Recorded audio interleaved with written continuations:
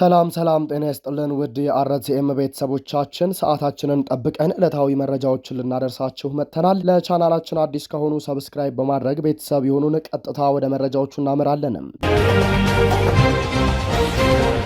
በትላንትናው ዕለት በቢቸናና በተለያዩ የአማራ ክልሎች የጥምቀት በዓል ለማክበር የወጡ የአማራ ወጣቶችም የአርበኛ ዘመነ ካሴንና የሌሎች ታጋይና አታጋይ መሪዎችን ስም በማወደስ ውለዋል።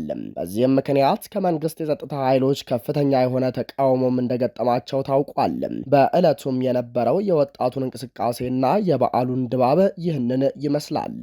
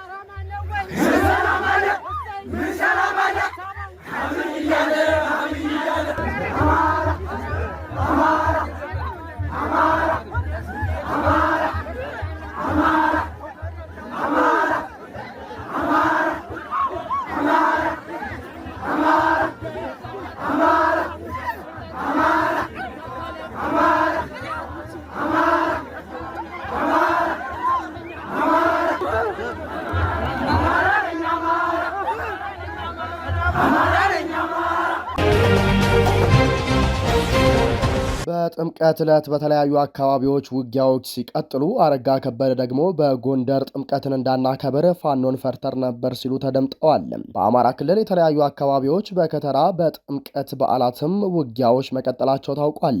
በሰሜን ወሎ በላስታ ኩል መስክ ግንባር በተደረገ ተጋድሎ 21 ክላሽንኮቭ መሳሪያ በፋኖ ሲማረክ 4 የመቶ አለቃ ማዕረግ ያላቸው አመራሮችን ጨምሮ 54 የመንግስት ወታደሮች ሞትና ቁስለኛ መደረጋቸውን የአፋብን ምኒልክ እዝ ገልጿል። ኩል መስክ ከተማ ዙሪያ ከዙሃባ ኪዳነ ምህረት እስከ ገነተ ማርያም ከቻይና ካምፕ እስከ ቀጭን አበባና ደባይራ ድረስ ካካለለው ውጊያ አገዛዙ ከመድፍና ቢኤም እንዲሁም ከአየር መቃወሚያ ጀምሮ በሞርተር 120 እና በሞርተር 80 ሽፋን በመስጠት 2 ክፍለ ጦር ሙሉ ወታደሮችን አሰልፏል። ሆኖም የሁሉ ግትልትል ኃይል ከፋኖ የተወሰደበትን የመልሶ ማጥቃት እርምጃን መቋቋም አቅቶት ከባድ የሆነ ሰብአዊና ቁሳዊ ኪሳራን ከእግር ጥፍሩ እስከ ራስ ጸጉሩ በመከናነብ ተደምስሷል። የላስታ ሰንሰለታማ ተራሮች የአገዛዙ ጦር መቀበሪያ፣ የወገን ከለላን መከታ ናቸው። መልክዓ ምድሩ ልክ እንደ ቤታቸው ጓዳ ጎድጓዳ የሚያውቁት የፋኖ አባላቱ ከምሽግ ወደ ምሽግ እየተወረወሩ የብልጽግናን ኃይል አከርካሪ በመስበር ታላቅ ድል ማስመዝገባቸው ተረጋግጧል። በሌላ በኩል ጣቁሳ ወረዳ ቻችና አልዋ ቀበሌ የብልጽግና ጥምር ጦር በከበባ ሲወቀጥ አድሯል። በአፋብን ጎንደር ጠቅላይ ግዛት እዝ በጌምድር ክፍለ ጦር ናደው ብርጌድ ተወርዋሪዎች ከበባ ውስጥ የገባው ኃይል ለጊዜው ጨለማ በመሆኑ ቁጥሩ ያልታወቀ ኃይል ከምሽጉ ውስጥ ጭቃ ሆኗል ሲል እዙ ገልጿል። በአማራ ፋኖ አንድነት የተደሰቱት አናብስቶቹ የአንድነቱን የመጀመሪያ ጉዞ በድል ሀብለው ጀምረውታል። ውጊያውን በበላይነት የመራው የናዶ ብርጌድ ዘመቻ መሪ ወጣቱ ተወርዋሪ ነብር አርበኛ አወቀ የደስታ መግለጫ ዘመቻውን በብቃት መርቷል። በሌላ በኩል የብልጽግናው አገዛዝ ሰዎችን አስርቦ በርካቶችን አፈናቅሎ ትምህርትና ጤናን አቋርጦ ማዳበሪያና ግብርናን ገድቦ ኢንዱስትሪ ፓርኮችን ዘግቶ የአብይ የብልጭልጭ ፍላጎትን ለማርካት ከጦርነት የተረፈውን ገንዘብ ሳርና አበባ ተክሎበታል። በጎንደር ከተማ ተመሳሳይ ድርጊት የተፈጸመ ሲሆን የዘንድሮው ጥምቀትም መንግስታዊ በዓል እንዲሆን አድርጎ ሙሉ በሙሉ ባለስልጣናትንም ቲክቶከሮችንና ዩቲዩበሮችን አባገዳዎችንና ካድሬዎቹን በሙሉ ወደ ጎንደር ልኳል። ከተመስገን ጥሩነህ እስከ ታዬ አጽቀሥላሴ፣ ካረጋ ከበደ እስከ አገኘው ተሻገር፣ ከዳንኤል ክብረት እስከ መላኩ አለበል በጎንደር የቀረ የአማራ ብልጽግና አገልጋይ የለም። ይህም ከፋኖ አንድነት ማግስት ጥምቀትን አሳበው በጎንደር እንዲገኙ የሆነበት ምክንያት የአንድነቱ ዜናን ለማደብዘዝ አስበውና ለውጥ የለውም ለማለት ነው። ሆኖም ፋኖ ሲጠበቅ የነበረውን የአንድነት ብስራት በጥምቀት ንግድ አብስሮ የብልጽግናን መንደርና ዙፋን አናውጦታል። በዚህ መድረክ ላይ ንግግር ያደረጉት አረጋ ከበደ ላለፉት 2 ዓመታት ፋኖ በጎንደር ጥምቀት እንዳናከብር ስጋት ሆኖብን ነበር ሲሉ ተደምጠዋል። አረጋ ይህን ቢሎም ላለፉት 2 ዓመታት ፋኖ በጎንደር የተከበሩ ጥምቀቶች በሰላም እንዲከበሩ ማድረጉ የሚታወስ ሲሆን ይህም ህዝቡና ሃይማኖታዊ ስርዓቱን በማክበር ያደረገው ነው። እነ አረጋ ከበደ ግን አምናም ካቻምናም አጥፍተነዋል ሲሉት የነበረው ፋኖ ዛሬ ላይ መጥተው አምናና ካቻምና እንፈራው ነበር ስጋትም ሆኖብን ነበር ብለዋል። ሆኖም ግን ዛሬ አንድ የሆነውና አደረጃጀቱን ያጠራው ፋኖ ከአምናውም ሆነ ከካቻምናው በላይ ስጋትና ፍራቻ ውስጥ እንደከተታቸው ይታወቃል። ታዬ አጽቀሥላሴ የተባሉት ሌላኛው የብልጽግና አገልጋይ ደግሞ ህዝቡን በርካታ ጠላት አለ፣ ቆመህ እንድትሄድ አይፈልጉም ሲሉ ተደምጠዋል። ህዝብን በርካታ ጠላት የለውም፣ ጠላትማ ያለባችሁና የበዛባችሁ እናንተ ናቸው። የግል ጠላቶቻችን ወደ ህዝቡ አታሸጋግሩ ያላቸው ግን ማንም የለም።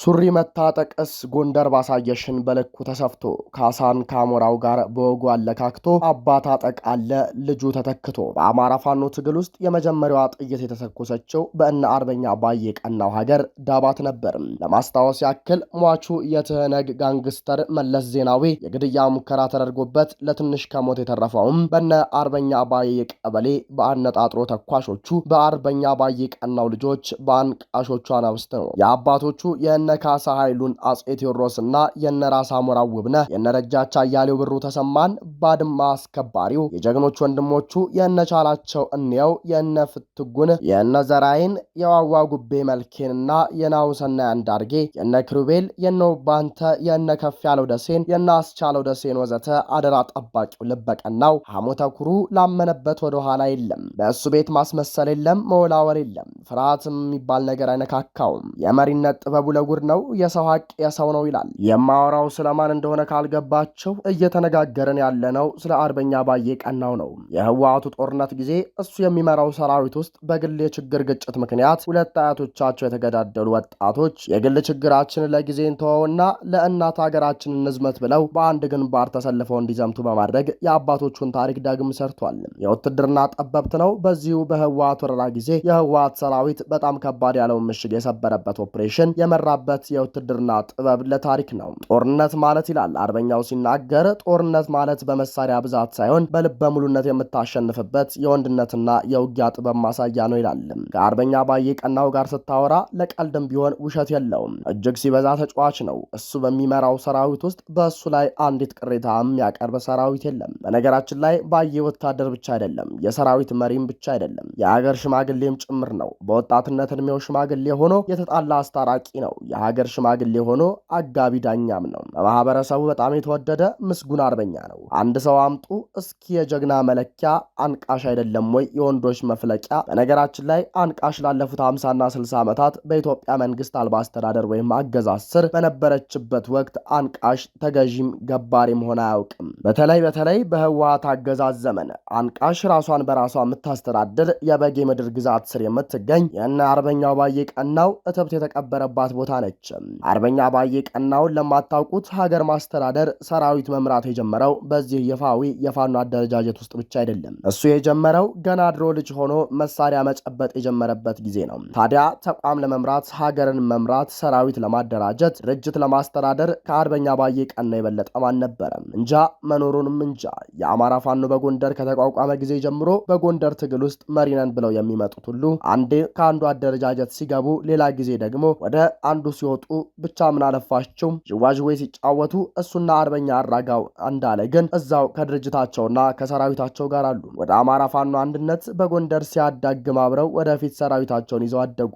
ወደ በላይ እዝ ሲያድግም አሁንም ሰራዊታቸውንና ድርጅታቸውን ይዘው አደጉ። ወደ ኋላ ወደፊትም የለም፣ ወደ ቀኝ ወደ ግራም የለም። በብዙ አፈቀላጤዎች ለመገፋት ቢሞክርም የአባ ጽናት ተምሳሌቶች እዛው ወጥረዋሉ። አርበኛ ባዬ ቀናው እንደማንም ፈሪ ሸለመጥማጥ የሆነ ጎሬ ውስጥ ተደብቆ በስልክ በለው አይልም። ባዬ ከሰራዊቱ ፊት ነው የሚሰለፈው። በዚህ ምክንያት በከባዱ ቆስሎ በሕክምና እርዳታ ሳይሆን በፈጣሪ እርዳታ ከመራራው ሞት ተረፈ። እስካሁን ሳይታከም ከነ ቁስሉ ድርጅት እየመራ ይገኛል። በርታልን፣ ወደፊት ብዙ እንጠብቃለን፣ መሪያችን እንላለን።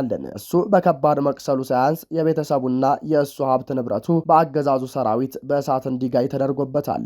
አርበኛ እንዴት ነው ጉዳቱ ሲሉ አረ ቀላል ነው ይላል። ሀብት ንብረትም ያክል ወድሞ ይህ እኮ የሚጠበቅ ነው፣ የትግሉ አንድ አካል ነው፣ ይህን ሁሉ እኮ እምነምንበት ነው ትግሉን የጀመርነው ይላል። ምንም እንዳልተፈጠረ ቀለል አድርጎ። ታዲያ እንደዚህ አይነት መሪ ከወዴት ይገኛል? ለዛሬው በዚህ ጥያቄ ላብቃ። ጥያቄው ሁሉም ሰው ራሱን ይጠይቅ። ራሴንም ወገቤንም ያመኛል፣ እንዲህ ያለ መሪ ከወዴት ይገኛል በማለት አስነብበውናል። ውድ የአርቲኤም ኢትዮ ቤተሰቦቻችን ለሰዓቱ የነበረን መረጃ ይህንን ይመስላል። ሰብስክራይብ በማድረግ ቤተሰብ እንድትሆኑ እየጋበዝን ቸር ተመኘንም።